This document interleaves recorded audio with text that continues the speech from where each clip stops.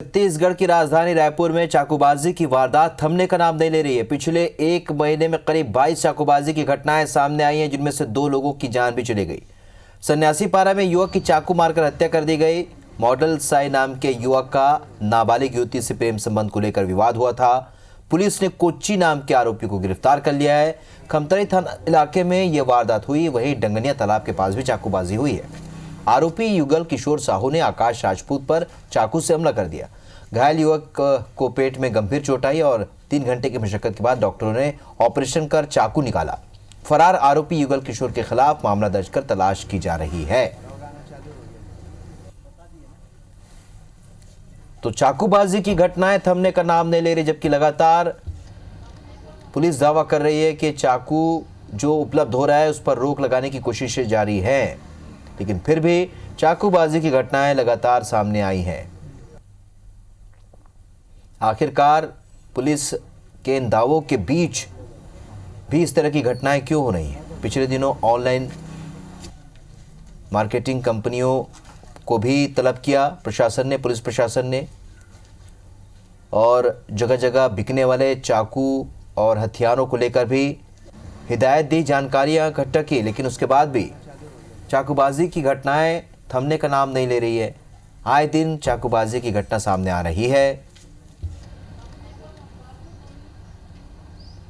तो पुलिस की हिदायत के बाद भी, पुलिस के प्रयासों के बाद भी चाकूबाजी की घटनाएं लगातार घट रही हैं।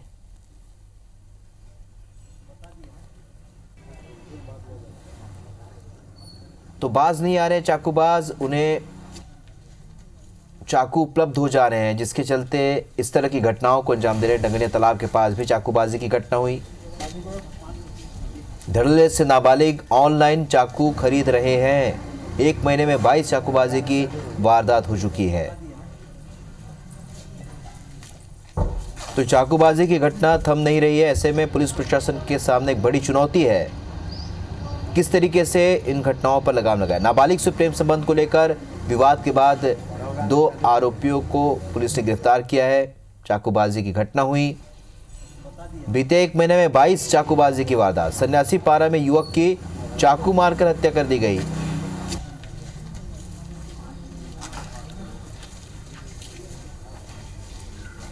तो पुलिस के तमाम दावों के बीच डंगनिया तालाब के पास भी चाकूबाजी की घटना हुई है, जिसे ऑपरेशन कर निकाला गया घायल युवक के पेट से।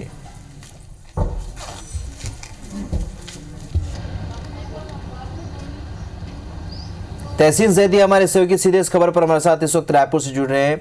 1 महीने में 22 चाकूबाजी की घटनाएं। तहसीन, आखिरकार पुलिस क्या कर रही है? क्योंकि लगातार दावे किए हैं कि इस पर रोक लगाई जा रही है। ऑनलाइन मार्केटिंग कंपनी को, उसके डायरेक्टर्स को, उससे जुड़े अधिकारियों को बुलाकर तलब किया, लेकिन फिर भी चाकू उपलब्ध हो रहा है। ऐसे में क्या माना जाए? क्या कोई ऐसी बातें हैं जिसे पुलिस कंट्रोल नहीं कर पा रही है? निश्चित तौर पे इसको कह सकते हैं कि पुलिस जो है उसमें के कहीं ना कहीं प्रयास में कमी नजर आ रही है। क्योंकि अगर बात करें थाना स्तर की, अगर पहले बात करते हैं, तो थाना स्तर में जो स्टाफ है वो ऐसा स्टाफ है कि वो ये नहीं जानता कि उसके इलाके में पुराने कितने चाकूबाज हैं, किस किस के पास चाकू है। ये क्योंकि उसमें जिस तरीके से रोको और टोको की जो व्यवस्था पहले पुलिस में होती थी गश्त के दौरान, वो पूरी तरह से खत्म हो चुकी है, जिसका फायदा ये जो आरोपी लोग हैं वो आसानी से चाकू लेकर, हथियार लेकर घूम रहे हैं। तो इसमें सबसे पहले सुधार की जरूरत है पुलिस की। अगर इसमें बात करें अभी तक की अगर चाकूबाजी की घटनाओं में, तो 22 अभी तक 1 महीने में 22 घटनाएं हुई, जिनमें अभी तक आज की घटना को मिला के 2 लोगों ने मौत की घाट उतारा जा चुका है। इसके अलावा अगर बात करें शहर में ये पूरे इसका सबसे बड़ा, अगर जानकारों की माने तो इसमें सबसे बड़ा कारण जो है वो नशा बताया जाता है कि नशा जो है, क्योंकि अभी तक की जितनी भी, अगर 1 साल की अगर वारदातों की, चाकूबाजी की अगर बात करें, तो उसमें नशा जो है वो सबसे बड़ा कारण इसमें बना है। और उसके बाद जो दूसरा कारण बना है वो आसानी से हथियारों का मिल जाना, खास तौर से चाकू से।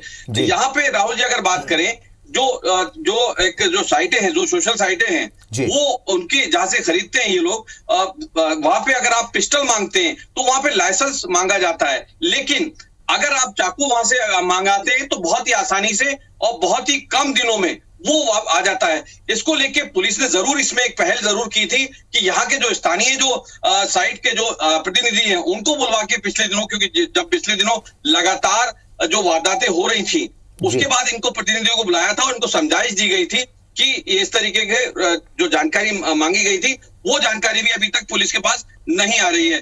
पुलिस ने इस बात को करके इत्तीश्री जरूर कर ली थी, लेकिन अभी तक वो सोशल साइट जो है, जो परचेजिंग साइट है, उनको जो है पुलिस को वो लोग जानकारी अभी तक नहीं दे रहे हैं और अभी भी धड़ल्ले से चाकू जो है आसानी से लोगों को मिल जा रहा है। तो ये कुल मिला के कह सकते हैं कि पुलिस की जो निर्देश है वो सोशल साइट जो है, जो परचेजिंग साइट है, वो आसानी से उनकी धज्जियां उड़ा रही है। सही बात यहाँ पर तहसीन आपने कही, रोको टोको की जो प्रक्रिया पुलिस अपनाती रही है, जहां पर लोगों से पूछा जाता था कि वो इतनी रात को क्या कर रहे, कहाँ घूम रहे, वो नहीं हो रहा है, जिसकी वजह से लगातार इस तरह की घटनाएं हो रही है। इस चर्चा के लिए बहुत बहुत शुक्रिया तहसीन।